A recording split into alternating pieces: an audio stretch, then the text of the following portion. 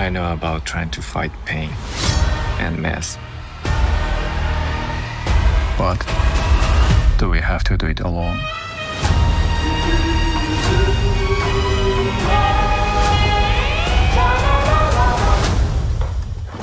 そんなにボットを愛してるとはね。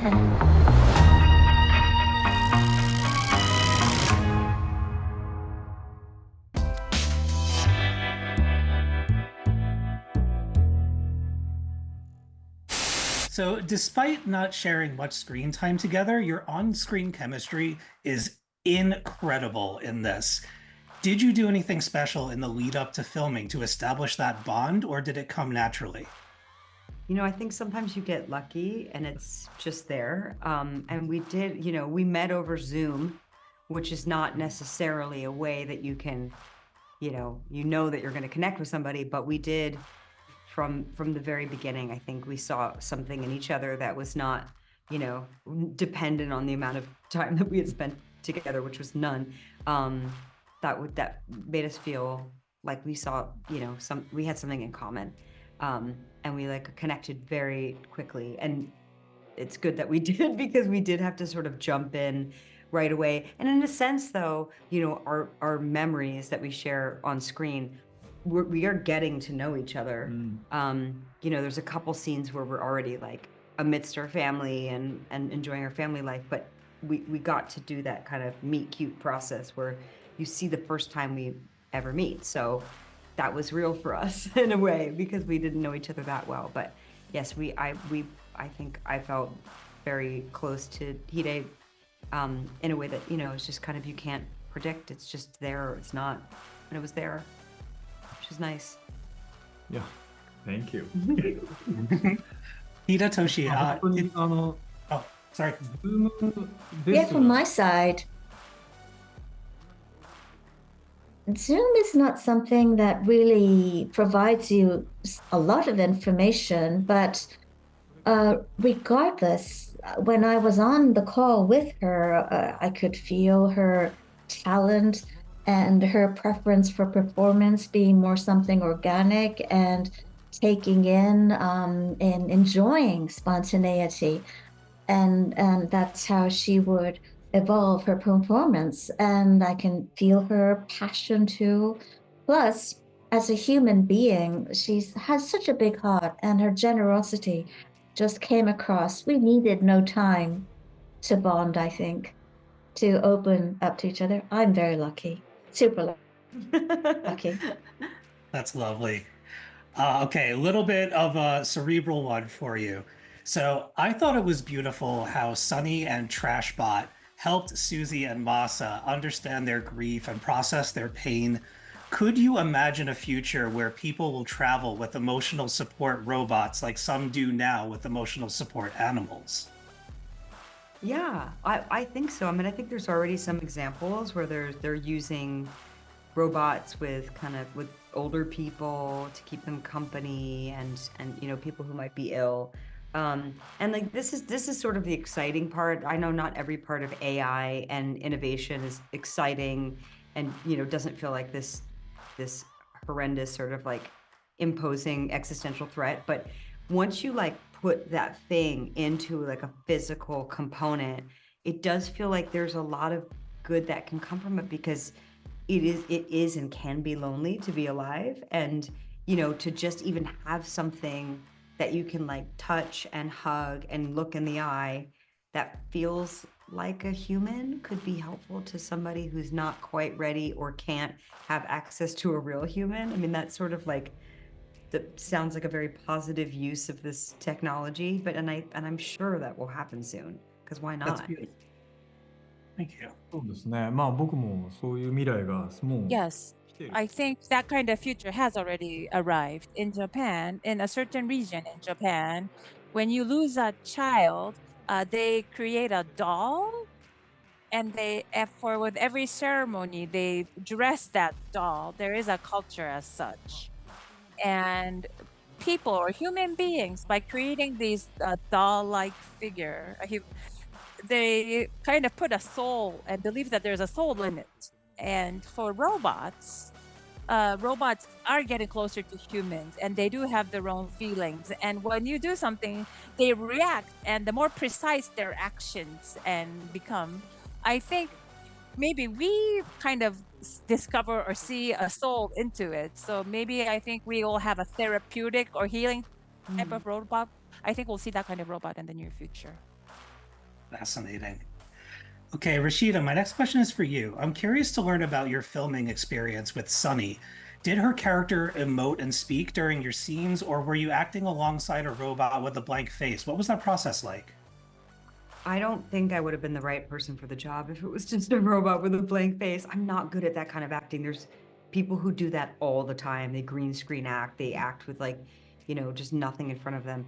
And luckily, the showrunner and directors and everybody was very concerned with this being like a very practical relationship. And so Joanna Sotomura, who plays Sunny, was off camera and in a tent with a helmet on that was like picking up all of her expressions and Awesome. transferring it, simultaneously to Sunny's face, and I could hear her voice. So we were fully having a scene, we fully had a relationship, and I think like that to me was defining. I can't imagine doing it any other way. But it was strange how fast I gave myself over to feeling like I was acting with an actual sentient being. Okay, Hidetoshi, my last one is for you. We were talking about memory before, and I'm curious to know, was playing a character that primarily existed only as a memory exciting for you? That seems like a really unique opportunity as an actor. そうですね。実際しかもその記憶の中 Yes, and in that memory, Susie makes these different reactions. It's not what actually happened in that memory. So she's doing these reactions or showing these expressions, what she would have done. That was a very interesting, strange experience. That was a very strange acting and experience-wise. It was very difficult to pull off. Okay, thank you both so much for your time. I can tell you honestly, Sunny has been my favorite thing that I've watched this year. And I wish you all the best. It really blew me away. And this has been a pleasure. I hope you have a lovely evening. It was a pleasure Thank to you. talk to you. Thank you so much for saying that. Thank Cheers. you. Bye. Okay, my name is Steve Seigh. I'm with JoBlo.com. Thank you so much for joining me this evening. Hi. Thanks for having us. Absolutely. Joanna, question for you. Can you tell me about meeting Sunny for the first time? Did the experience blow your mind? Were you given a demonstration of her mobility and emotive actions? Thank you so much. That is a fantastic question. Meeting her for the first time was so incredibly surreal. I'm from Hawaii, so I just wanted to bring her a lei to properly introduce ourselves. I went to the workshop and met her, and she gave me a hug, and I hugged her back and was like, wow, this is the start of a really cool relationship for the next 6 months. And I put the lei on her head, and her head was so big it didn't fit over her head, but I was like, but she gets it. And so it was actually really cute, because then she wore the lei for the rest of the day, like a little haku like on her head. And so it was the start of a really wonderful relationship, friendship. Yeah, it was cool. Oh, that's incredible. Okay, both. I have a scenario for you. Ooh. You've won an Imatech house bot in an online contest. Congratulations. But you can only ask them to perform one menial chore as part of your give and take relationship. What chore would you never like to do again? What chore never do? Yeah, what chore would you never want to do again in your house? Like you never. Oh, what chores? Yeah, the robot gets to do it. Cooking. Oh, I'm a terrible at cooking. I'm really bad at cooking, so. Cooking. Yeah, I can't cook, so I want. Oh, that's a. Oh. Oh, like not? Yeah, no, you never want to do it, so the robot does it. Oh, yeah, so cooking. Cooking, yeah. That's a Cooking, great one. Oh, laundry, but not just laundry. Like she's sorting them by color. She's washing them. She's folding them. She's pressing them. She's putting them away. She's organizing my closet. Wait, is this too many now? Yeah, no. So yeah, that's a great question. I love that. Oh, now I really want to say it. Yeah. Yeah. All right.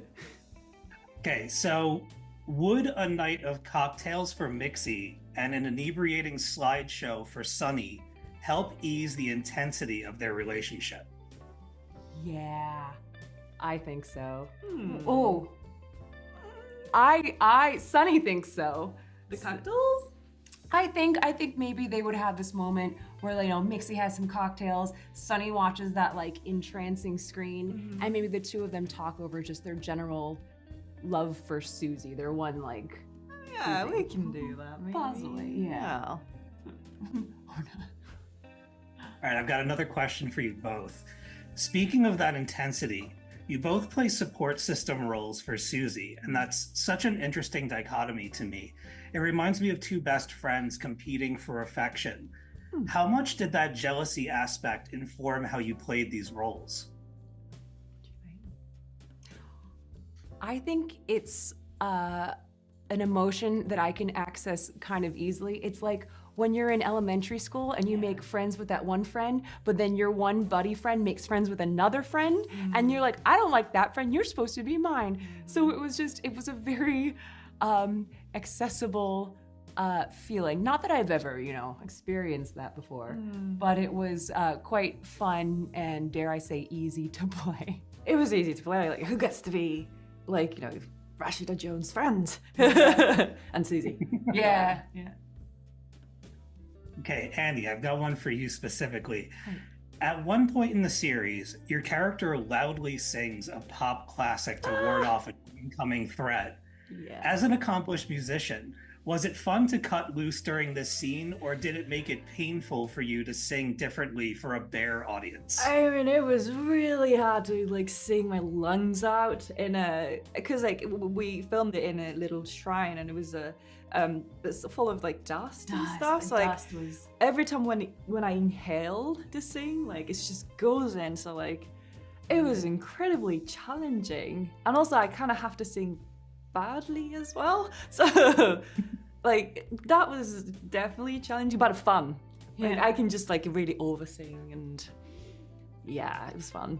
That was the one time I was like, I'm really happy to be all the way over here in the rig, and you guys are all over there. Because I have to do it a couple of times, so like I remember like my throat was like, no, you gotta stop singing. Oh, yeah. Was the song of choice always I Will Always Love You? Or Yeah, it was always that song was always the choice. So like I did practice a lot, I'm not gonna lie. Oh, okay. Yeah. Super fancy. All right, speaking of singing, if Mixie and Sunny rented a karaoke box and did a duet, what song do you think they'd pick? Duet song. Why not? Oh no, that's I know the one that we did do together. as like a whole group of us. Oh. But I don't know that that'd be their song though. Time Warp? Yeah, the Time Warp! The Rocky Oh, that Horror would be Picture Show. perfect. That was Let's fun. do the Yeah. Time Warp again. Yeah. Okay. Did you keep anything from the set as a memento? Are you hoarding anything that you couldn't give up? I wanted to get like all the costume, like Mixie's outfit. 'cause, You had like, such it good was- costumes. I know, but I didn't get to bring them home because I didn't want to get sued. You know, that's great. I wish I could have brought something of Sunny back with me had she not been like 1,000 pounds and yeah, completely illegal tech for me to steal. Yeah, I wish. I don't know. I didn't bring anything. Oh, I might get socks. Oh, I might. Yeah, I might. Well, I don't know, but some socks. I don't know. I forgot. yeah. I did bring something home, but I forgot. But I'm allowed to have that, so I wasn't allowed. That's. I must have stolen something. You had to have taken something. I had Do you to want have. to switch? You want to switch gears for the last question? Sure, yeah. All right. Is there a particular moment during the production that stands out above the rest? Something that you'll remember for the rest of your life and take it with you to the next job? For me, table reading for the very first time after I got my job. That's when I like the like realization or like really hits me in terms of like, oh, I really booked this job. Where like you get to see all the cast and crew in one room. You know, get to see Judy-san, you get to see Rashida Jones, you get to Kunimura-san and you, and it's, you know, Rashida Jones. That was like probably the memorable moment for me, and I just want to cherish that too. Oh, that's so good. Yeah, that was a great one. I think for me, again, like how we did the whole process was me as Joanna would go and act the scene, and then I'd get rigged up and the robot would come out, which was wonderful and great. But of course, as an actor, there's so many times you're just like, oh, I wish I could be fully myself and do this. And there was one rehearsal in particular where I got to just completely play as Joanna being Sunny. And I remember it just felt like flying. I was like, oh, this is why I fell in love with this career. This is why I fell in love with this craft. It was, I don't want to give any spoilers, but it was something that just was very different to the Sunny that I had been playing for a few months. And then I went off and got rigged up and did the scene again as the robot. But I was like, for that moment, I got to fly. And then I got to do it again as Robot Sunny. But I was like, I will cherish that feeling and that moment and that experience forever. It was wonderful. And I am very excited for our audience to see that episode.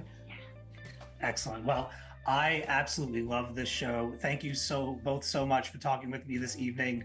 I hope you have a lovely time with the rest of the junket. Thank you so much. So nice meeting you. My family was in a plane crash. Things have been, weird. Can I help you? I have a gift. Hajimemashite, Susie-san. I'm Sunny. Bring it in. Okay. Robots can be of great comfort. I don't want a robot. I hate robots. Sunny was created by your husband.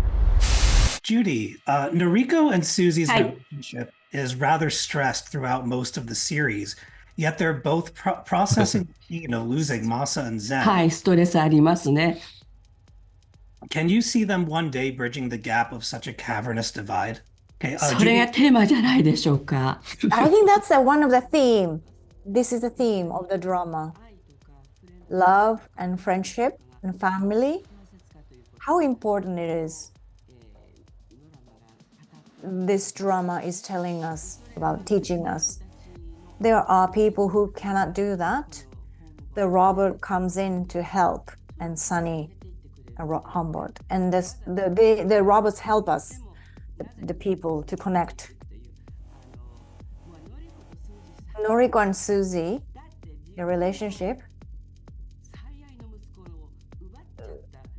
This Susie is somebody who took your precious son as a mother. She has a jealousy and all these complicated emotions. And furthermore, and the Susie is so American. For Noriko, who is very traditional Kyoto lady, she's very upset with her. So there's this relationship not happening. So, the more serious we do the acting, I think it's more comedic it becomes. Keeping, Judy, I'm going to stick with you. Keeping Noriko and Susie's strained relationship in mind, can you recall an instance in which you and Rashida burst out laughing after the camera stopped rolling? Or did you try to keep that tension until the scene was complete?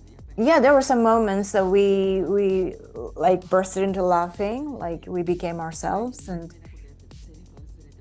we were serious, and we were waiting for the line because one of us forgot, like, is it your turn or my turn? And we laughed. Rashida is a great actor. You cannot tell whether she's speaking normally or acting. So natural. So for me, acting with her, I felt like I was raised to another level. I think I did a better acting thanks to Rashida. Thank you, Rashida. Amazing. Off stage, it was a lot of fun. We went to see Mount Fuji. We did things together. That's so cool. June, having contributed to over 200 film and television projects throughout your career, what was it about Sunny that made you want to become a part of this fantastic show? Of course, when I first read the script, it's set in near future, set in traditional city, Kyoto, the oldest city in Japan. and the story unfolds, that itself is very interesting. And moreover, anything, the near future, the technology is there, AI, robots come into our life, everyday life. That's the society, that's the world. But human beings are remaining the same. We still have our issues. We have communication issues. Those humans are the main characters. So human and we see the contrast of the development of the technology and the human being remaining the same and set in a very traditional city. It's such a contrast. And the storytelling is done in such a tasteful way. That's my impression when I first read the script. And as a whole package, the tone is a bit dark, how with the suspense and something mysterious are happening, but also there's a lot of humor in it. So it's a very strange, interesting mix of different elements. So it's a very interesting script. That's why I enjoyed. Awesome. June, I'm going to stick with you for a moment. Yuki struck me as a calming presence amidst the series' mystery, tension, and action. Was it a pleasant experience being the central source of hope by providing Susie with answers and guidance and pulling back the curtain of Masa's mysterious past? Yes. When I appear, Tanaka, you don't know, the audience wouldn't know what kind of person he is, but as story goes on, story unfolds, a relationship with the other characters, you will know what's happening. As episode goes on, audience will know more and more about who Tanaka is. You started to see different aspects of him. In acting the character of Tanaka, it was very interesting. And also I can give new things to audience, so audience will know, Tanaka is like this. It's not all revealed in the beginning, but as the story unfolds, you get to know Tanaka, different aspects of him. So this is that kind of character. For me, it was very interesting to act. So my last question for the both of you, beyond being thoroughly entertained, is there a message you hope viewers take away from watching Sunny? もうそれは最初に本読んだ時の印象でお話したこと。As I said about my first impression after reading this script, what's underneath this whole story is about human issues like discommunication, human being the main characters, and even the technology develops. Humans are always the same. We have issues, and we cannot live alone. We need somebody else, even if it's a robot. It can be your support. So we see the vulnerability of human and also the potential of human being, because it's the human who create the robots and technology. So through this drama series, you see the different aspects of human being, including human relationship. I think that's something audience can enjoy. That's what I think. As a human being, we are lonely. We feel lonely. Yes, this drama is very entertaining, so everybody can watch, enjoy, from children to the elders. But ultimately, what I want audience to feel, learn is love, family, friendship, all these things, how important these things are. If we have those, even if you have some issues or challenges, we can overcome. I think that's the ultimate goal. How to get there? The robot connects us through, and then the characters, each other kind of realize there are many moments in this drama. I would like audience to not oversee it, just look for it. Thank you both so much for your time. Have a lovely evening. Thank you. So my first question is for you both. When did you first come into contact with Colin O'Sullivan's novel, The Dark Manual? And what about the material inspired you to transform it into Sunny? Yeah, great question. So Colin's beautiful novel came across my desk and in late 2018, early 2019, and I apologize that all the years start to blend together at a certain point. And when it did, it was an unexpected thing for my agents to have sent me because I'd never written anything like vaguely science fiction adjacent. And yet there was within it this kernel of a story that like was so attractive and moving to me about this woman, Suzy Sakamoto, who's an expat living in Japan, which is a country I adore, and who has just experienced kind of like the most profound loss imaginable, the loss of her husband and son, and who in the wake of that loss has sort of turned inward on herself. Like she is created kind of an emotional armor of like a dark sense of humor as a way of like keeping people at bay, because she's sort of learned that in allowing herself to be to open up to people, she's made herself too vulnerable. And that was something that I really related to, like from my own experiences of loss and depression. And so I really liked that kernel. And then in the novel she has a homebot who in the novel is a male robot called Sunny, who is an adversary. And I sort of wanted to turn that on its head and explore, like, what if the robot came into her life at that moment? And what if the robot were the thing that, like, was potentially going to help her open up? And so I started doing a lot of research into a field of robotics called HRI, or human-robot interaction, which kind of looks at the ways in which robots can kind of be emotional security blankets for people who are having a hard time interacting with people, because it's like a little safer to interact with robots and then they can get back into the habit of opening up. And so I sort of used that as a jumping off point and then expanded on the like sort of mystery of mystery thriller kind of spine that would take us through the series whilst allowing me to explore these themes of female friendship and isolation and loss, but with like a really dynamic kind of mystery engine at its core. Amazing. Lucy, how about you? I was not aware of the novel before, first of all, being sent the outline that Katie had done, like based on everything she just discussed. There wasn't a script at that point, but yeah, I think it was like summer of 2019, I believe, that I first received it. And then later went on to read the novel, but yeah, so my first taste of it was Katie's version. And yeah, I was just sort of instantly gripped by this story. I think she's an incredible storyteller, and the characters just jumped off the page and they felt complicated and messy and real to me. And the tone felt just, Katie kind of adjusted the tone a little bit from the novel. And that was very much in my sort of ballpark, my wheelhouse, I should say. Yeah, it was just like a thrilling story and world to get my teeth sunk into. Excellent. I have to tell you both, this is honestly my favorite thing that I've watched so far this year. Oh my so gosh. Kudos to you both for putting it together. It really, really hit me very, very hard.